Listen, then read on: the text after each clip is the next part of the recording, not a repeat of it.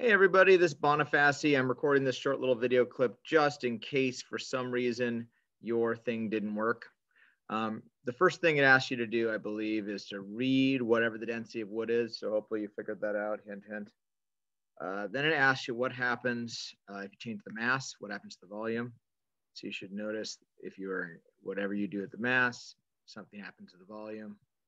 So think about why that might be going on there. Again, you can always, if things don't work out, you can always rewind and do it again. Then, make sure I get my questions right here. Okay. So the next one here, blah, blah, blah, that's all fine. And I want you to find out if the styrofoam cube floats or not. So I'll go ahead and change it to styrofoam. And there's our styrofoam cube. And you can see if it's floating or not. Think about, and you can always rewind and rewatch that again if you need to, how it may or may not float similarly or differently than the wood cube. Okay. So switch to the brick cube at the top of the screen. The next thing it's going to eventually ask you to do.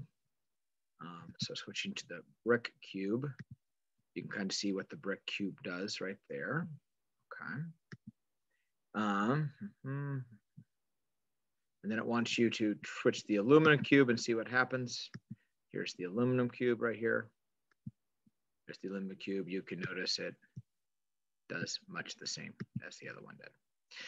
Okay, so now we're going to move on to part 2 and ask you to do mystery right here. And you have a whole bunch of blocks.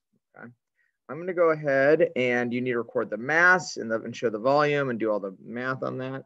So I'm going to go ahead and do block by block, and you can kind of see what happens here over each one. So here's block A. I'll go ahead and drag it over here, put it on the balance. Go ahead and write down that number. Remember, you can pause it if you need to.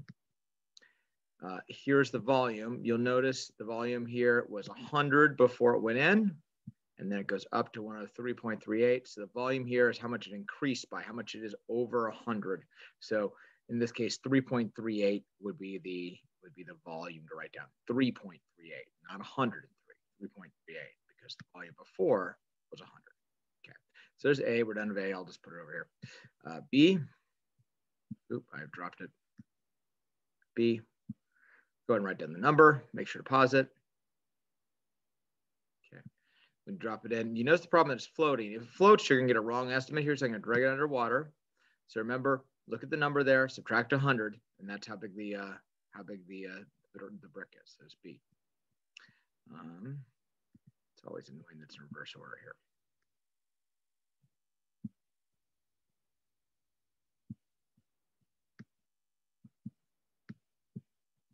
Okay, there's C. Go ahead and write down the mass for C. Mass for C there. I'll drop it in the water.